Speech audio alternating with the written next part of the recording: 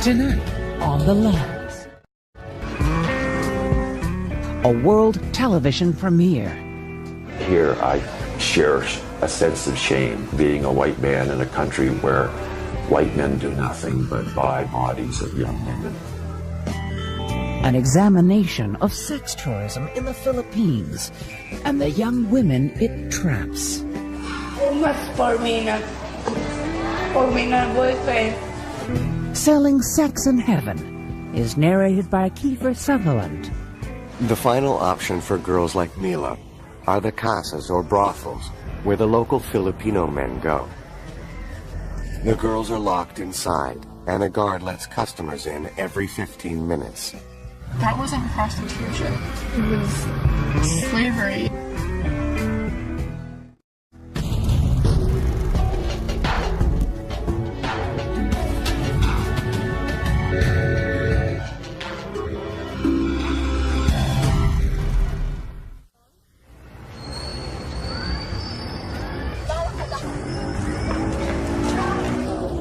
When I first met Mila, I observed her. She keeps on roaming around along Fields Avenue.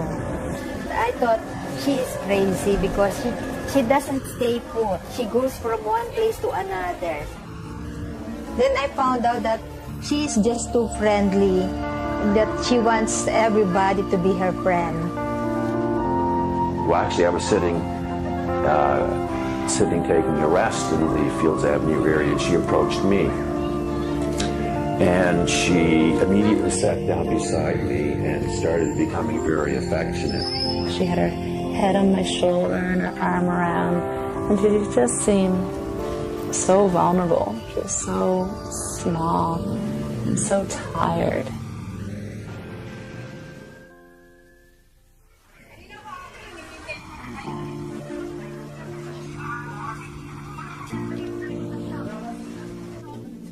Angeles City, the Philippines, once the site of the United States Clark Air Force Base, is now one of the busiest sex tourist destinations in Southeast Asia.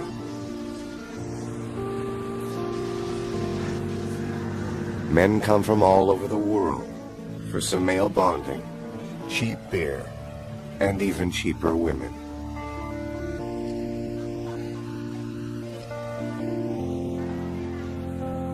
The women they buy are no more than teenagers, impoverished young women trying desperately to survive. The men may be young or old, attractive or not, it's irrelevant. In the Philippines, their money makes them kings.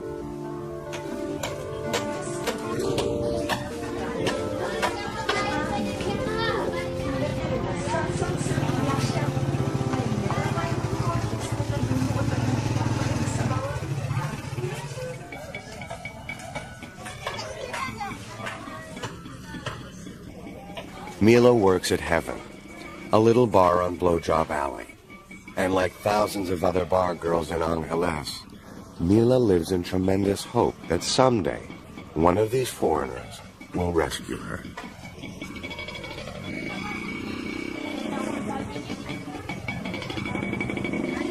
Pwede mong sabihin ngayon sa akin kung ano ang pangalan mo? Mila. Mila. Mila ano? Zamora. Zamora. Yung ba yung talagang pangalan mo? Okay. Saan ka nanggaling? Anong probinsya ka galing? Saan probinsya ka galing? Sa Pangasinan. Pangasinan. Parehas kami.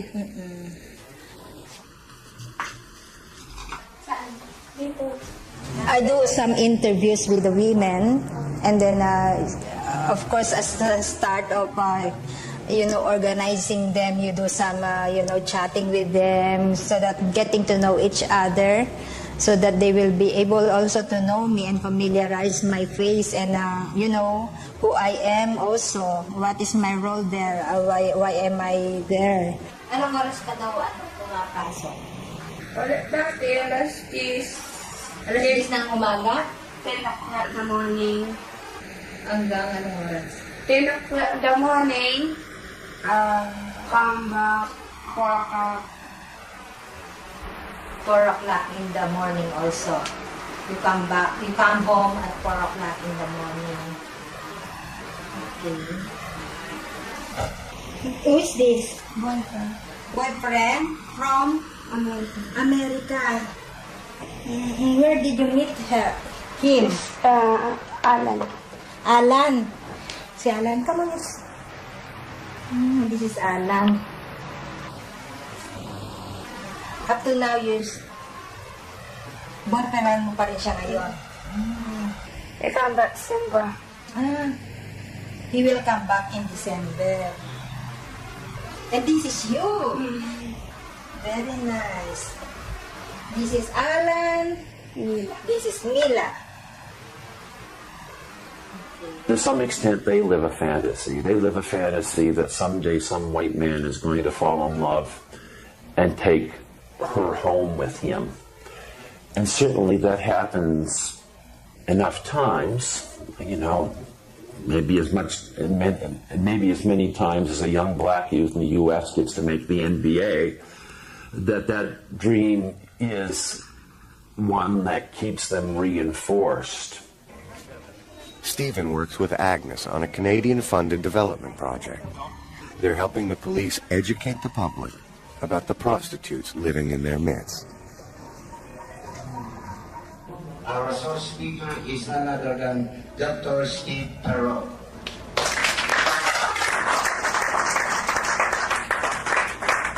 I'm involved in this project, Sex Trade in the Philippines, in Angeles City, in my role as a psychologist at Mount St. Vincent University, and also because I spent 10 years as a police officer in Halifax Regional Police.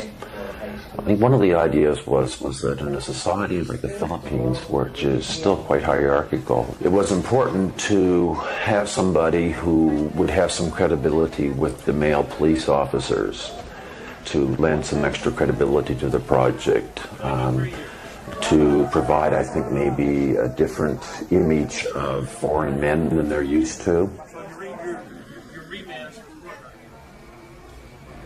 Also working with Stephen and Agnes are project interns Jessica and Angela.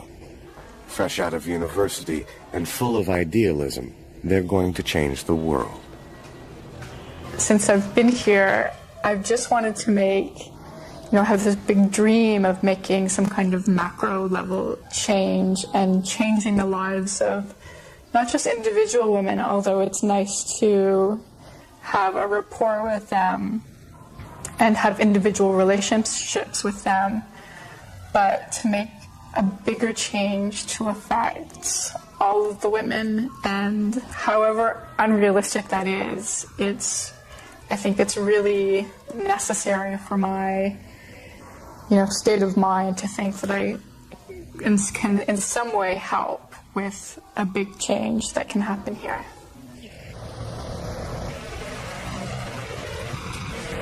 I wanted to become an intern because my degree is International Development Studies, and I've always been fascinated with traveling and new experiences and dealing with new cultures.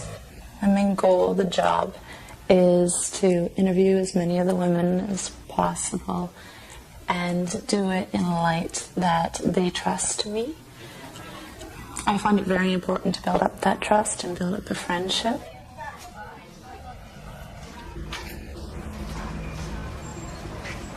And on the list takes up about 2 pages. And there's really something interesting that they say. Well, did you read under Shadows Minibar? It says Shadows Minibar. All the right elements are here. First and foremost are the go-go bars full of sexy young dancers.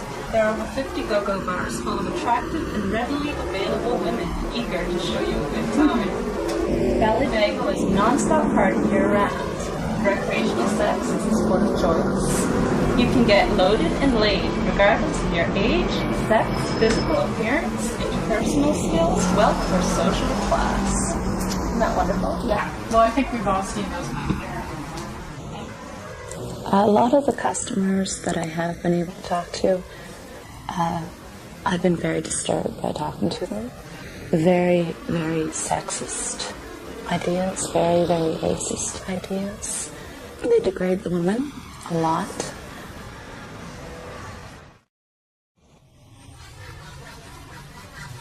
One of my favorite places to go and talk to the women is Shadows Bar.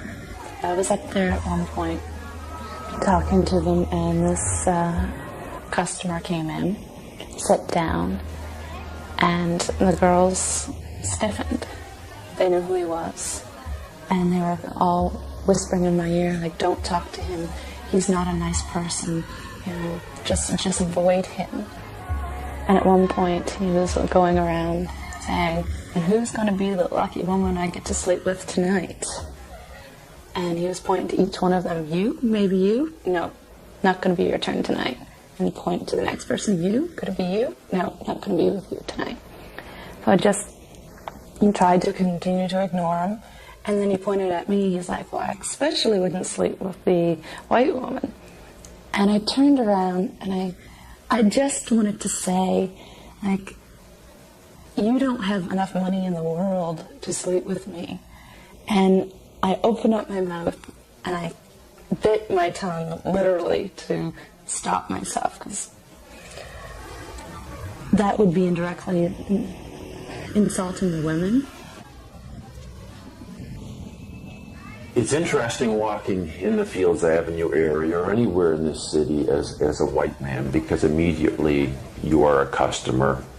To walk and meet these men, some of these men wave to me or wink at me on the street because they know they figure I'm up to the same game and we're playing this mod show game.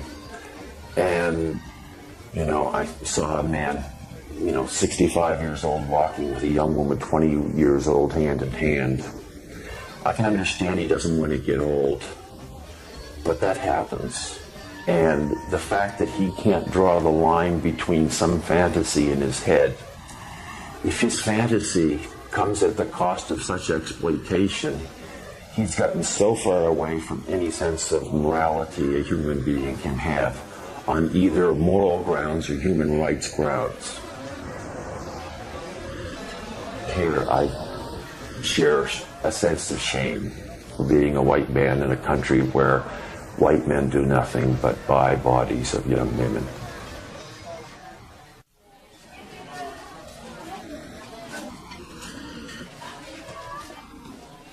The first time I met Mila, I was walking down East Santos. Then she just started walking with me. I was curious.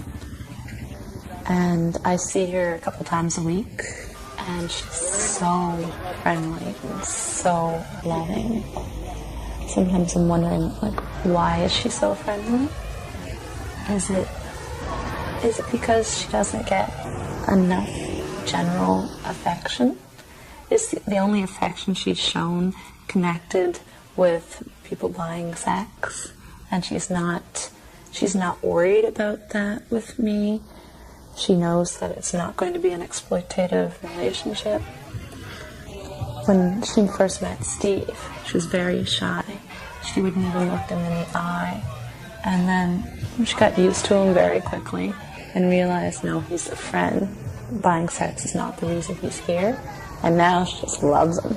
She'll run up and give him a big hug that's the same as with me. So I think it's connected with the affection is with people she doesn't have to worry about being exploited against. Meron ka bang na-meet na foreigner na salbahe? Meron, ibang aso, ibang mabait, ganun. When she works in the Duke of York, she was forced, even if she's sick, she was forced to go to the customer. Then what happened? Napabagot ako. Napabunat ako. Sabi ng kano, marunong ako mag-lucha. Sabi ko, no. Sabi ko, like, sabi niya, boom. Umiyak ako, nang galaw niya ako. Siya nang nabarfay na ako. Umuwi ako aircon. Namamatay na ako. Sabi niya.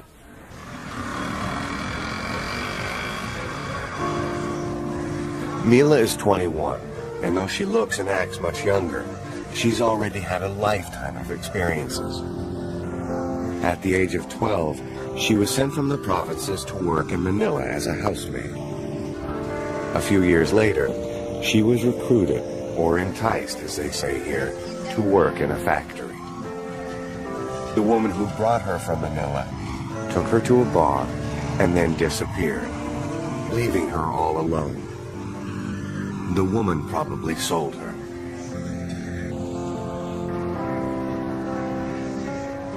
Mila was only 17. She had no money, and she didn't speak the local language. She's been working in the bars ever since. A maid at 12, a prostitute at 17. It's almost unimaginable. And yet Mila's story is not uncommon. I come here in 1995, but I'm come here a cherry girl, about 14 years old, but I don't know. I said my friend, she working in restaurant, but me it's not good because it's working in the bar. That's why, and then it's hurt because I lost my cherry in the bar.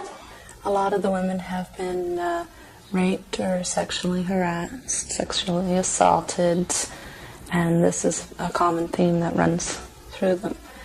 And a lot of the women have said, well, I wasn't a virgin anymore, I wasn't worth anything.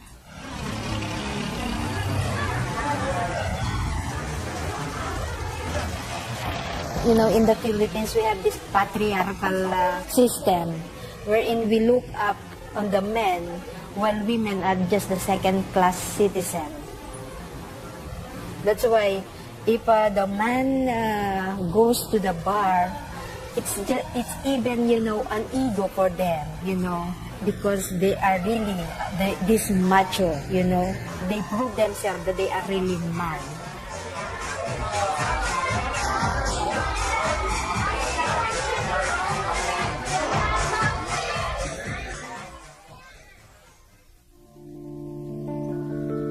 The Philippines was colonized by the Spanish in the early 16th century and by the Americans in 1898.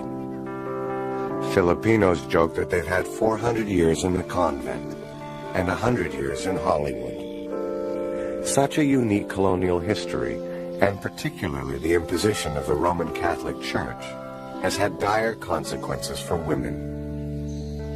Family planning is discouraged, and women are judged by their marital and virginal status. Men are free to pursue mistresses, prostitutes, or so-called minor wives with impunity.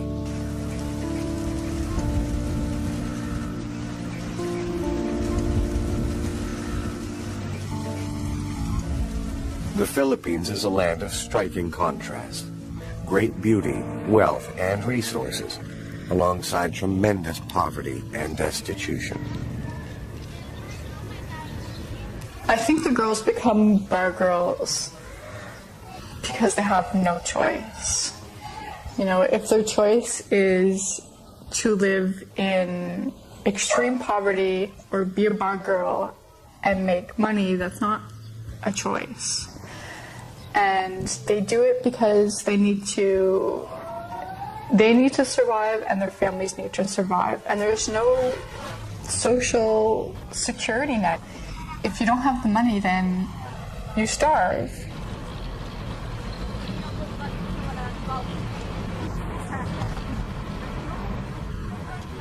Mila is from Benmali, an old fishing village in the province of Pangasinan.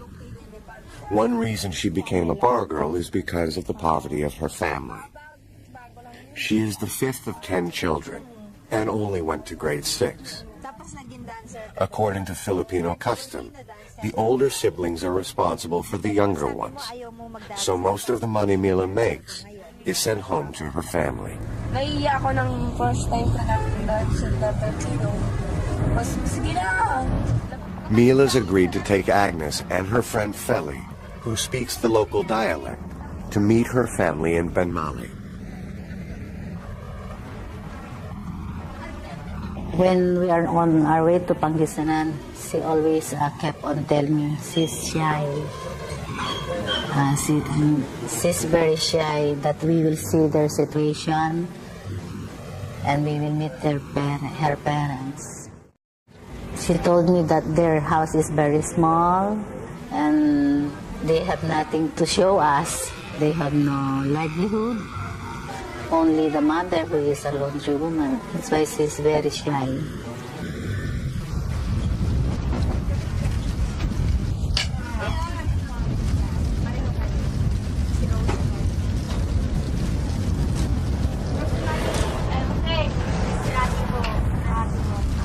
Hanggang doon sa Lingayen? 4. Ilan kayo nakatira dito? Balakin kami ng 14. 14. Isa dit, kuya ko dati. 14 people lives here. Yeah, 14.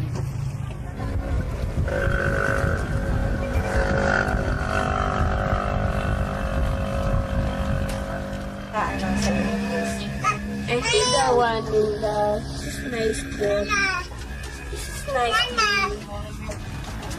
Is the name is Rosing? Ano pinito mo? Gascon. Rosing Gascon. Rosemary Gascon is the niece of Mila. She had an accident when she was 2 years old. Look at her back. She had a hunchback. Now she's 7 years old. They cannot fix it anymore because, they doesn't have money to treat this girl.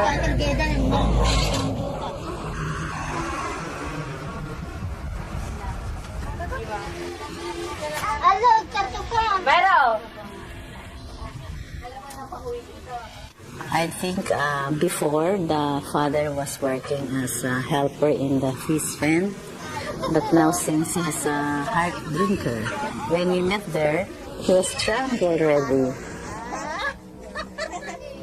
Bukas po, ilang taon sa akin? 53. 53! Nililingan kami sa'yo. Babalik kami sa Mayo. Babalik po kami. When we saw their situation, we'll just, it's a pity. There was a time when she went home with her boyfriend and she introduced him to the mother. He's also a foreigner, an American. But when he saw their situation, they parted.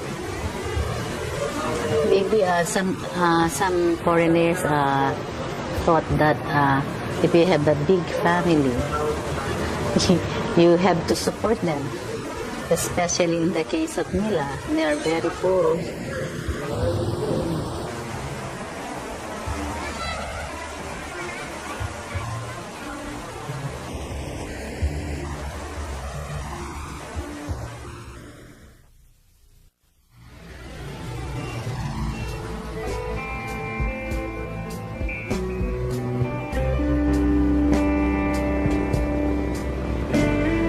Angeles City was home to the United States Clark Air Force Base from the Second World War until the early 1990s.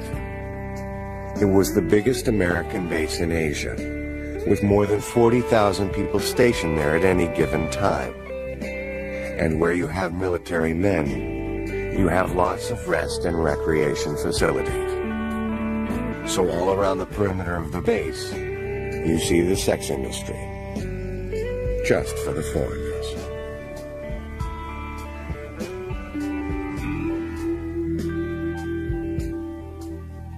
Mount Pinatubo erupted in 1991, devastating Angeles City and the surrounding areas. The Americans abandoned Clark, but left all the infrastructure behind. The airstrips, living quarters, a state-of-the-art hospital, and of course, all the bars.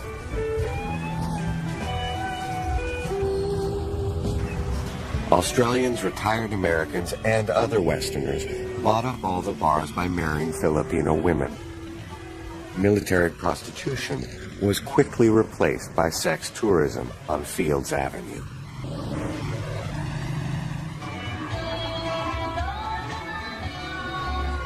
Prostitution is illegal in the Philippines, so officially there are no prostitutes. The women are called dancers, waitresses, hospitality workers, or GROs, guest relations officers. The girls don't have Johns, they have boyfriends. They don't go out on tricks, they are bar-fined. If a woman is bar-fined, a customer pays the bar owner to take her out. 15 minutes costs only a few dollars. The whole night is 1,000 pesos, or $20 US, and the girl gets half. In a country where the minimum wage is 150 pesos a day, this is an enormous amount of money.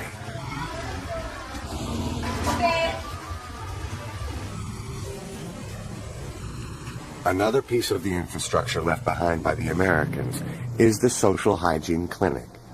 It was set up to make sure prostitutes were not infected with sexually transmitted diseases, so the military men would be protected. The clientele may have changed, but the system remains the same, operated now by the municipal government.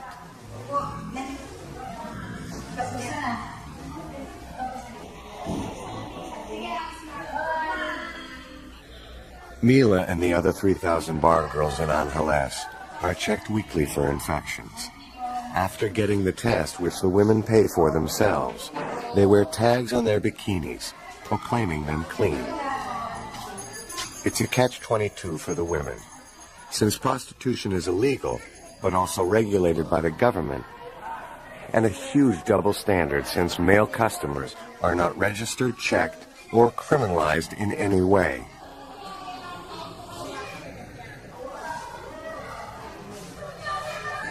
Though customers may think they're protected, the women are not treated for STDs systematically and are only rarely tested for HIV. The Philippine government claims only 1,800 people in 20 years have tested positive for the virus. Human Rights Watch, however, predicts an explosion of HIV/AIDS in the Philippines, since the government has impeded access to condoms and cut funding for sex education, because the Catholic Church opposes both.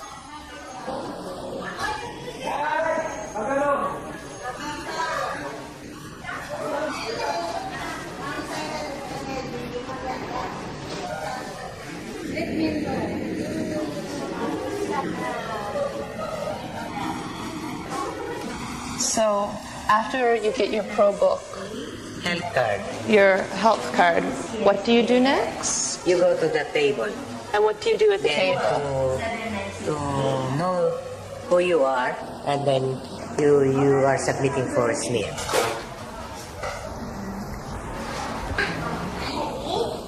So what are all these metal, cold-looking instruments? This instrument wherein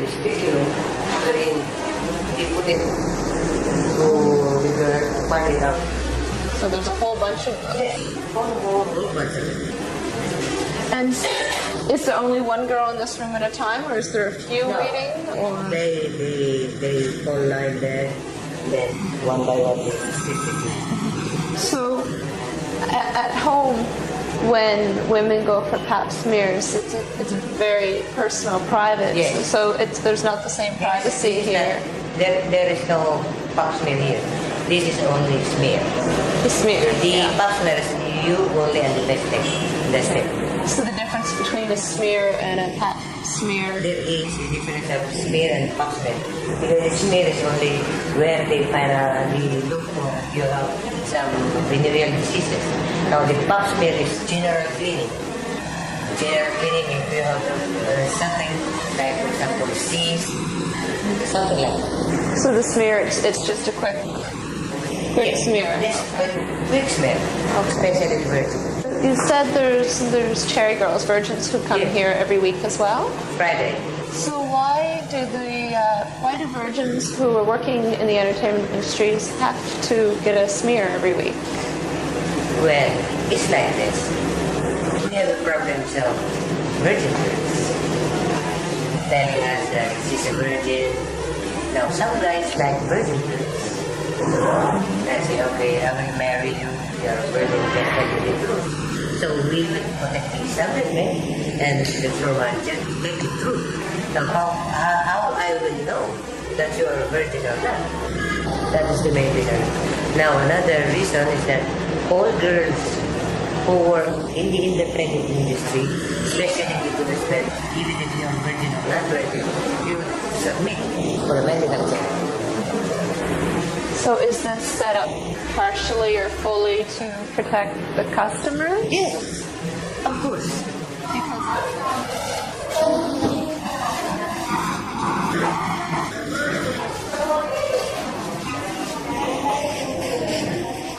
You know, there are a lot of discrimination with this kind of women. They look down on the women because they think that these women are dirty women, you know, in particular.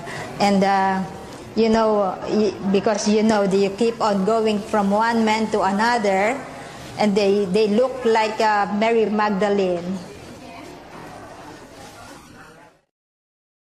I'm not sure what to say to them when they tell me that they're raped by their father when they're 12. I'm not really sure how to react when they say that the worst thing about working in the bar fine is that you don't know the person. You may end up being killed. Miss my boyfriend. She like belly boy, bangla. She like shirt style. She like Everything. everything you like. She like me. She said, kill me or max. She killed me. She killed me. My friend. You must cat for me. It says, no sleep for me. Almost 5 o'clock. She like, almost kill me. Almost shot in the back. Almost cry for me. It's hurt. Really hard for me. Hard. Almost for me na boyfriend.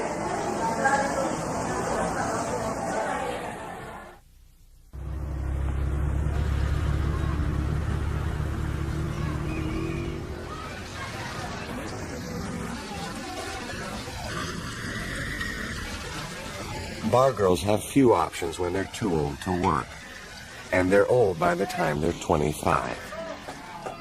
Most end up in squatter communities, living in extreme poverty, with their Amerasian children, half Filipino, half foreigner.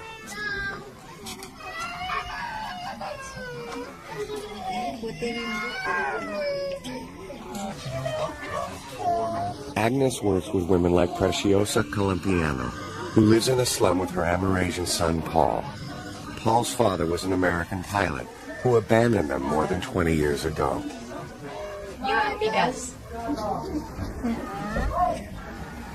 How long ago was this? How long ago did you graduate? 3 years na. 3. Wala pa? Or 2 years? 2.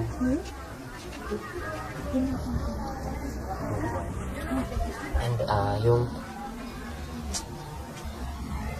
paninira na yung Paul struggles to find the English word to describe what Amerasians like himself need as a result of being abandoned by their American fathers. kaya pa ako po dahil peace.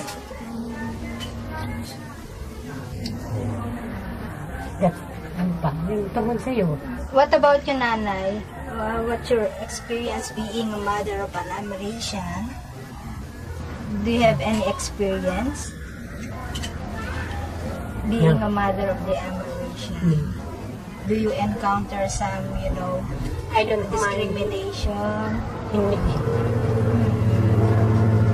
Now, how do you spend your life? Working hard Yeah. So that they can get an income for our daily needs. Sacrificing too much to make my son big. That's all.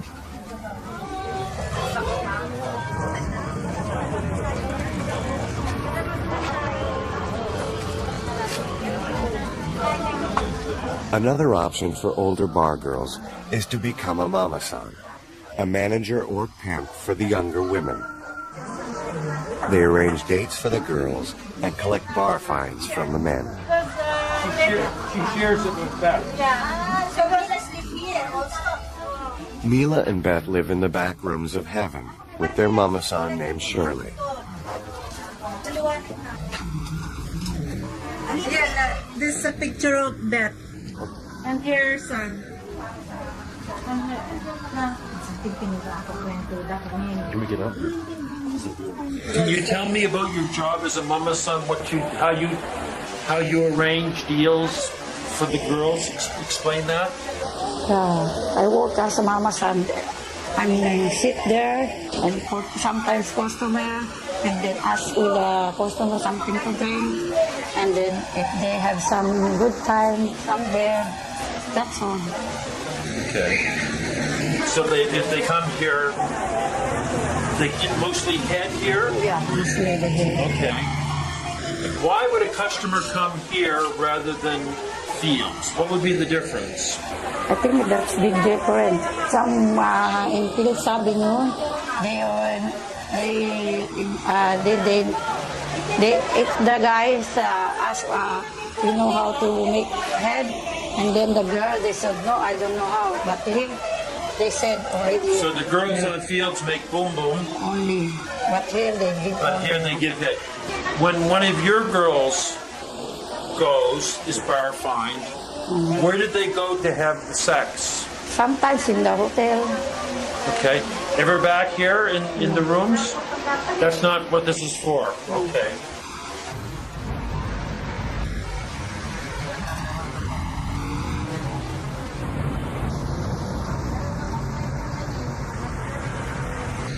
The final option for girls like Mila are the casas or brothels, where the local Filipino men go. The girls are locked inside, and a guard lets customers in every 15 minutes.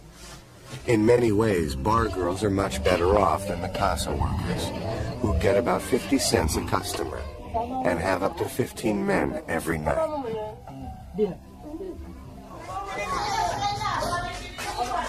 The Philippine National Police have just rescued 17 girls from a casa. All were tricked into coming to Angeles by recruiters in the provinces.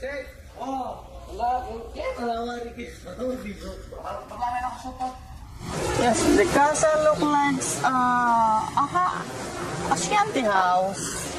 Wherein in one place there's a little living sala, wherein you can see the team or maybe the maintainer. Then once a client or a customer comes in, the pimps, they will call in the ladies from their cubicle. And then they will line up there for the client to choose who will be his sex partner inside the cubicle. Once the lady was chosen, they'll go inside her cubicle and then that's it.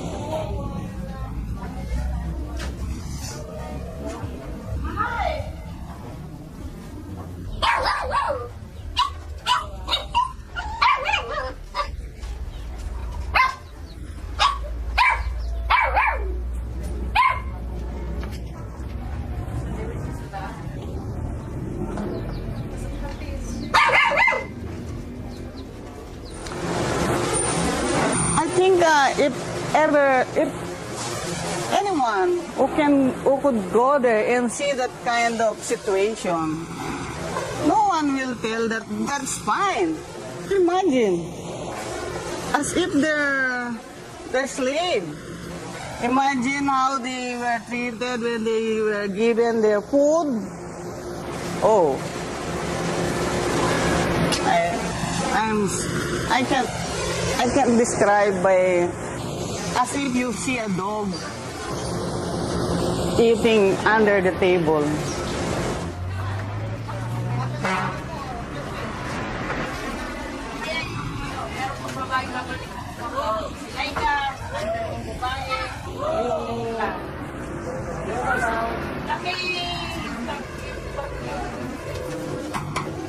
I I guess the most disturbing thing is the trip into the casas. To go into the catacombs or the bowels of these casas, which are ugly enough to begin with, and you just go further and further back and you see young women, 2 of them living on a little cot on a piece of concrete, and to know that even in the middle of the night, if one of them's called upon to perform a sex act, she has to give up her bed to let this go on.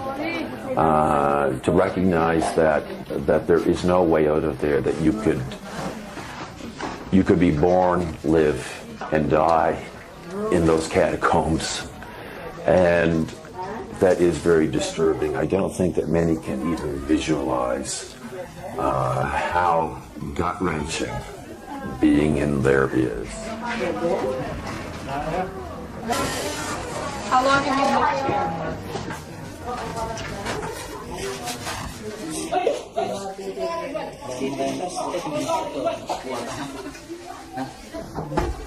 What kind of man could come in here?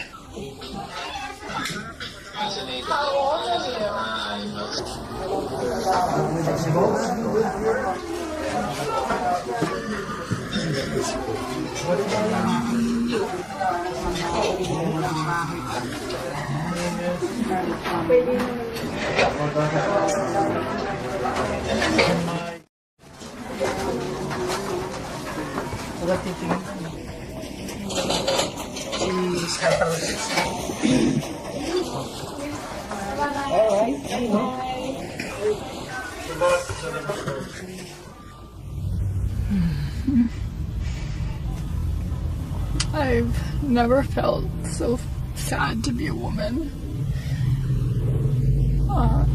I've never felt so disgusted by humanity.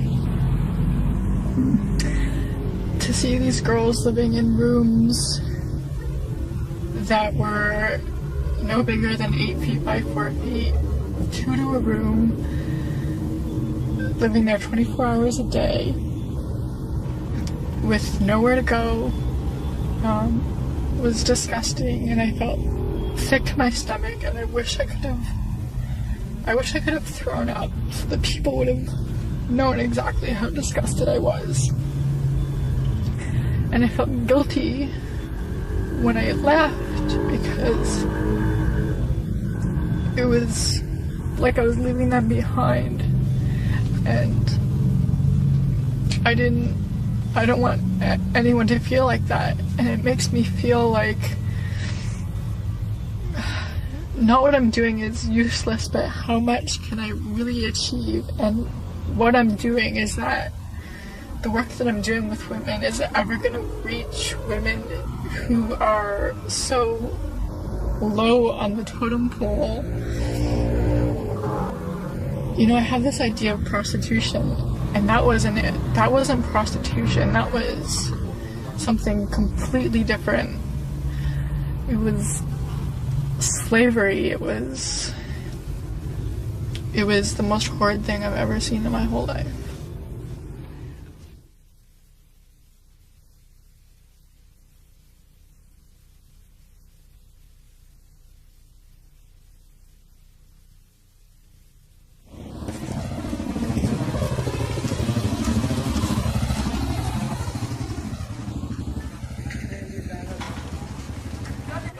So how will Mila's story end? Will she become a mama-san? A poor mother of an Amerasian? A casa worker? Or will she be one of the lucky few to escape with a foreigner?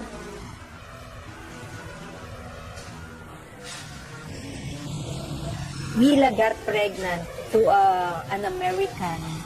I asked her if, did you ever tell this, this American that you're pregnant? She told me yes, but he did not promise anything about the pregnancy.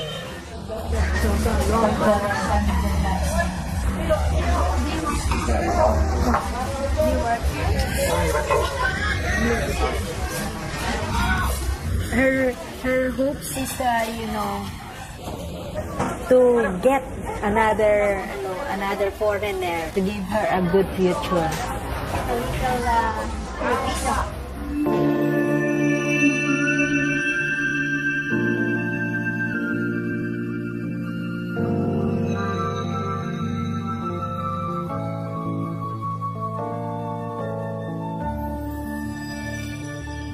The hope doesn't just affect Mila and girls like her.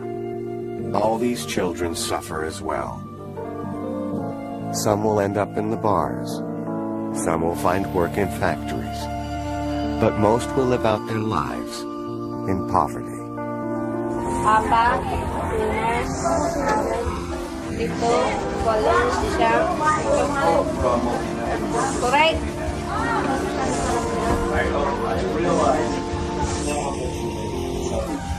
Actually, my vision, is to go out of the country to work there outside the country while I am, raising funds with other.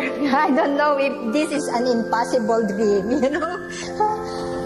but I do hope someday it will be a possible dream.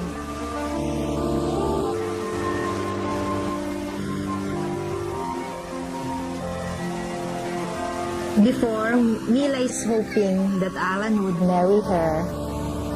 But now, when she got pregnant, because maybe she's a little bit desperate, she's not hoping that anymore.